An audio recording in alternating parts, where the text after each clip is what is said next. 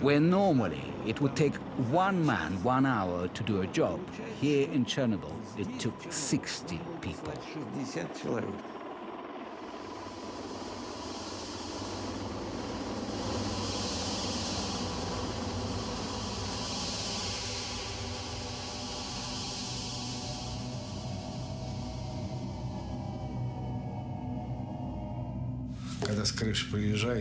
When we came down off the roof, it felt like our blood had been sucked dry by vampires.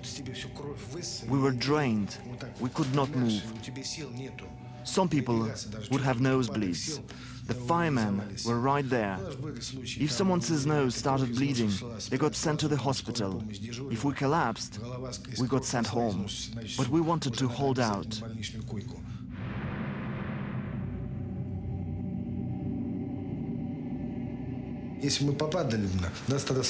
But at that time we were young and strong. Our health is shot. We've lost everything.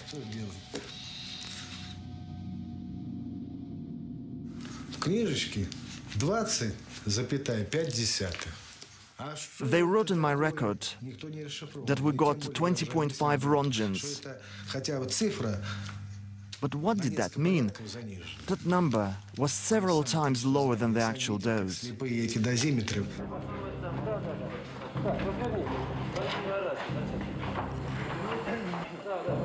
Позвольте мне от оперативной группы Министерства обороны СССР вручить вам почетный кров.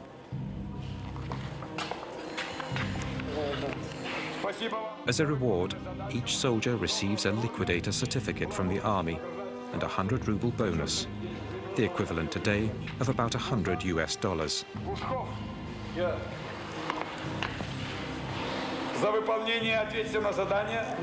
They have risked their lives, but they've only reduced the radiation level on the roof by 35%.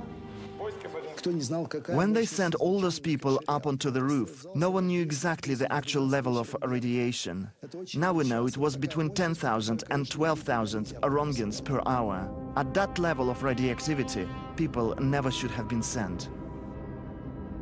7 months after the explosion, the zone has been cleaned up and the sarcophagus completed. 500,000 people, military and civilians, have participated in the operation. I told the Commission that for having confronted such levels of radioactivity, having cleaned up all that graphite and having accomplished such heroic tasks, our soldiers needed something symbolic, like putting up our flag.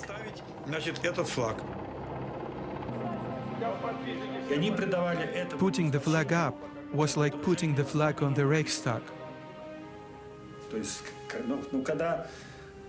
When the Red Army conquered fascism, for them, the flag was a symbol of their triumph over radioactivity.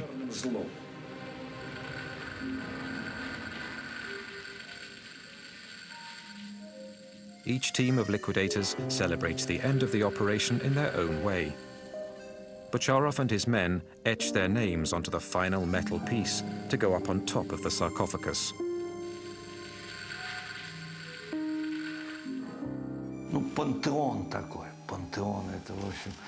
Our sarcophagus is a pantheon, a tomb, a mausoleum, our second mausoleum. After that, we stopped building nuclear power plants.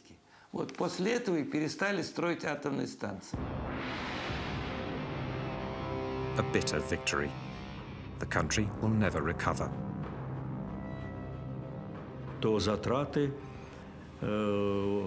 It cost us 18 billion rubles. At that time, a ruble was worth $1. 18 billion. That's huge. And if you consider that shortly after the price of oil collapsed, you can imagine the trouble our country and perestroika were up against.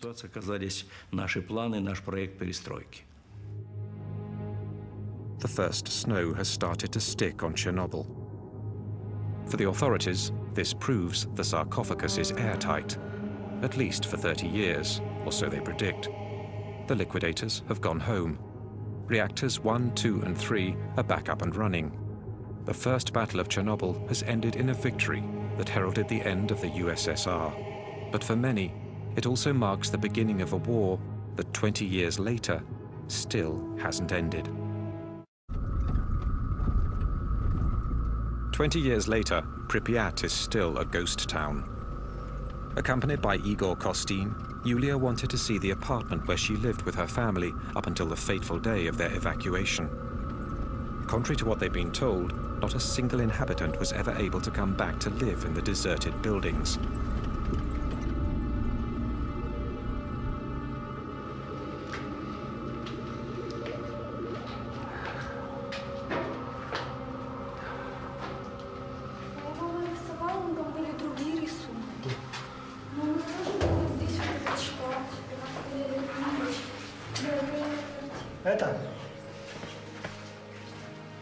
Потрогай стену, раз ты пришла к себе домой.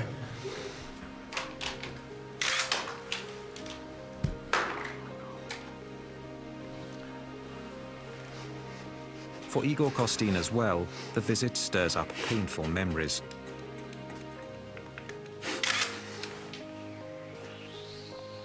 He was fatally exposed to radiation during the 7 months he spent covering the battle. Since then, he's had to be hospitalized for over 2 months each year.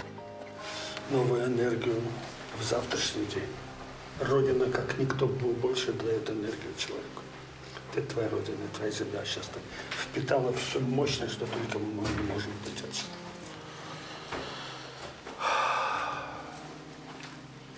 У меня такое ощущение, что я здесь была всю жизнь.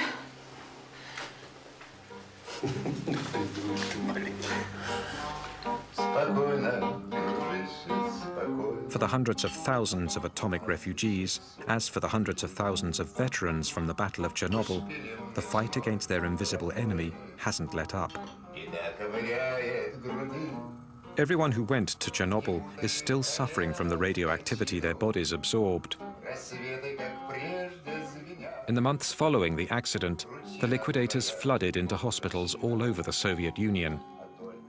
20 years later, those who are still alive continue to frequent Hospital Number 6. They're all victims of what specialists have since named the Chernobyl syndrome.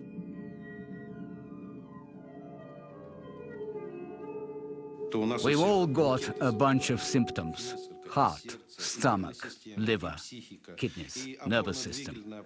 Our whole bodies were radically upset by the metabolic changes caused by radiation and chemical exposure. When the liquidators went back home, they were exhausted, incapable of going back to normal life. 20 years later, many of those who survived are disabled and unable to work. And the authorities appear to be ignoring their plight by cutting down their welfare money.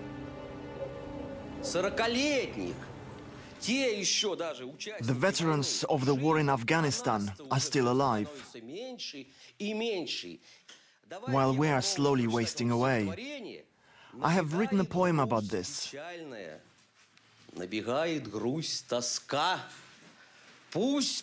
Sadness fills me, nostalgia and anguish. Like a bullet in the temple, nothing can ever stop. The mother prays in secret to God to spare his life. These men weren't even 30 when they were sent into battle the atom. Today, the survivors are not yet 50 years old, but they struggle like senior citizens. According to the military, of the 500,000 Chernobyl liquidators, 20,000 have already died. 200,000 are officially disabled.